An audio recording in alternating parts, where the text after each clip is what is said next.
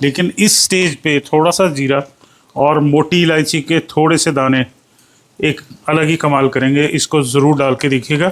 Hello दोस्तों, मैं हूँ राजपाल मार्कनी। पिछली वीडियो में हमने सीखा था तड़का बनाना, और उस तड़के को बिना केमिकल और प्रिजर्वेटिव से कैसे लंबे समय तक एकदम फ्रेश रखा जा सकता है, स्टोर किया जा सकता है, उसके बारे में भी हमने जाना।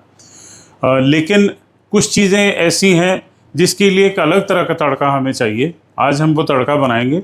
उस तड़के में जैसे बैंगन का भरता है, या सूखी सब्जियां हैं, या बटर चिकन है, या बटर पनीर है, वो बनता है। वो कैसे बनता है वो देख लेंगे। उसको प्रिजर्व करने का वही तरीका रहेगा। और एक चीज़ यहाँ मैं बता दूँ आपको कि तड़का हमेशा ही वेज होता है। उसके अंदर हम नॉन वेज कुक कर सकते हैं, लेकिन तड़का हमेशा प्योर वेज ही रहता है। तो उसके लिए हम लेंगे 4 प्याज। जो प्याज हैं वो मीडियम साइज़ के लेने हैं। ये लगभग 100 ग्राम का होता है। अगर आप बड़े साइज़ का प्याज ले लेंगे तो ये सीधा 150 ग्राम का हो जाएगा। तो इस चीज़ का विशेष ध्यान रखिएगा कि करीबन लगभग 100 ग्राम के आसपास हो। 400-450 ग्राम प्याज होने चाहिए, और इतना ही हमें टमाटर चाहिए। टमाटर का भी वही साइज़, और अगर छोटा बड़ा हो तो एक आध प्याज टमाटर हम घटा या बढ़ा सकते हैं। अब हम चालू करते हैं अपना तड़का बनाना। तो प्याज को हमें मोटा मोटा काटना है।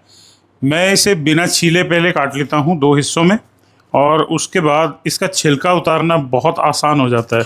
यहाँ से इसको पकड़ो और ये बहुत आसानी से छूट जाता है। और बड़ी बात यह है कि आँखों में भी नहीं लगता, और इसका रूट निकालना भी बहुत आसान हो जाता है। ऐसे आराम से इसका जो रूट है वो निकल जाता है। तो इसमें प्याज हम मोटा मोटा काटेंगे ऐसे। जो पहले हमने तड़का बनाया था उसमें हमने प्याज को बारीक काटा था, और प्याज को हमने पूरे अच्छे से भून लिया था, अच्छे से कैरमलाइज कर लिया था। उसका जो टेस्ट है वो गज़ब का आता है ग्रेवीज जब हम बनाते हैं उस समय। लेकिन इसमें हम प्याज को खड़ा खड़ा रखेंगे थोड़ा, और पूरा कैरमलाइज नहीं करेंगे। इसका भी जो टेस्ट है वो बहुत ज़बरदस्त आता है। तो इसी तरह हम सारा प्याज काट लेंगे। तो कढ़ाई चढ़ा देंगे हम, और इसमें हम डालेंगे 70 ग्राम कुकिंग ऑयल, मतलब 1/4 कप। अब आपको लगेगा कि इतना कुकिंग ऑयल, लेकिन तड़के के अंदर ये जो कुकिंग ऑयल है इसके साथ हम 1 केजी तक का पकवान इसमें बना पाएंगे।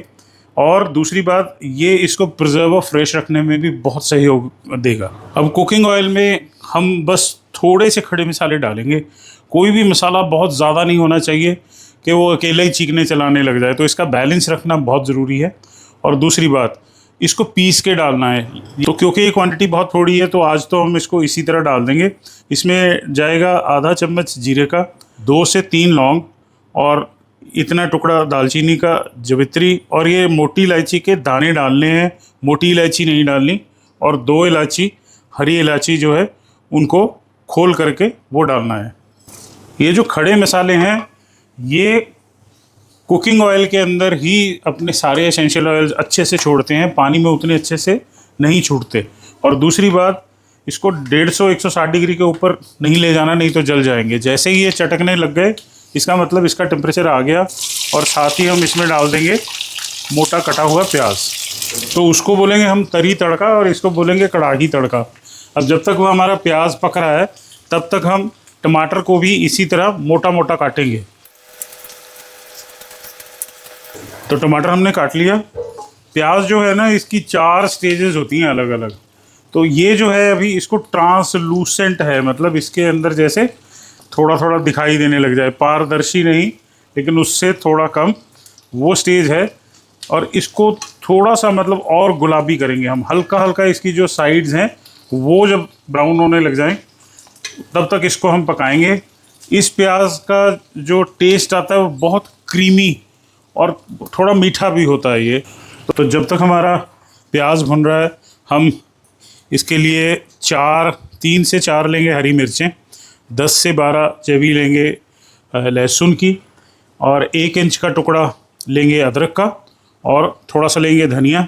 इस सारे को अच्छे से हम लोग पीस लेंगे। अदरक को लंबे की जगह इस तरह अगर हम काटें तो इसके जो रेशे हैं वो मुंह में नहीं आएंगे।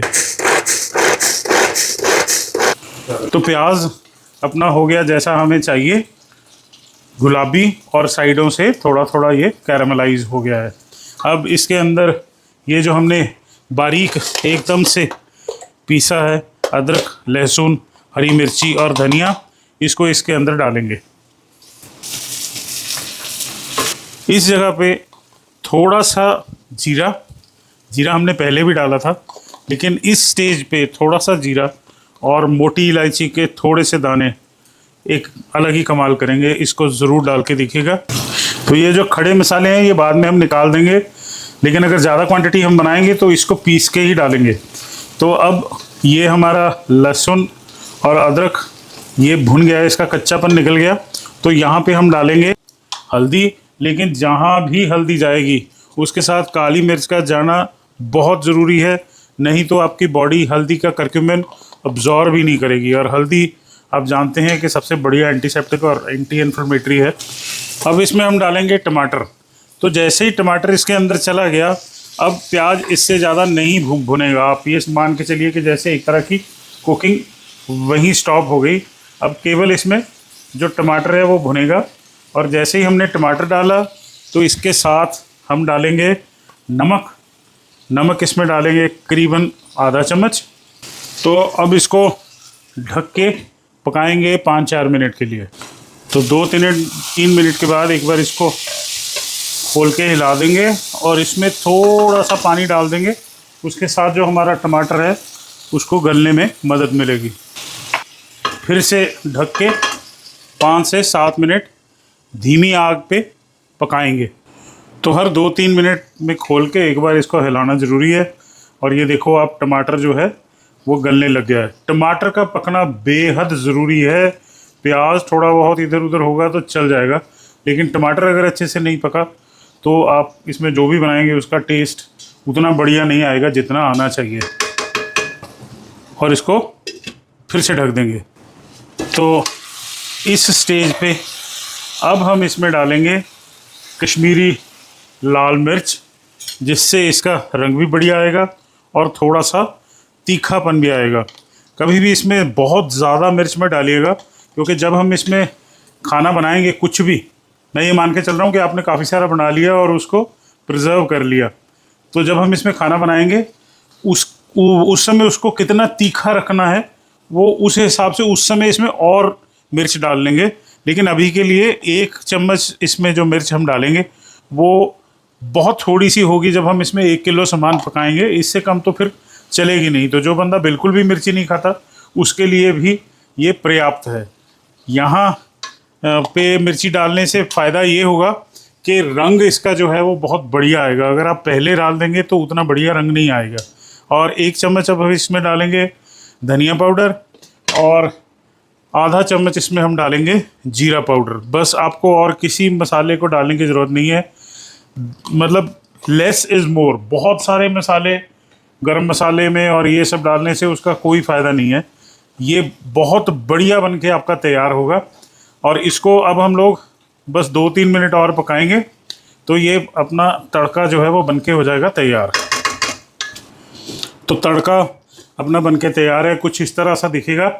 और आप इस तड़के को इस समय भी आप टोस्ट पे लगा के खा सकते हैं या चपाती के साथ खा सकते हैं। गज़ब का इसका टेस्ट है। सत श्री अकाल, फिर मिलेंगे।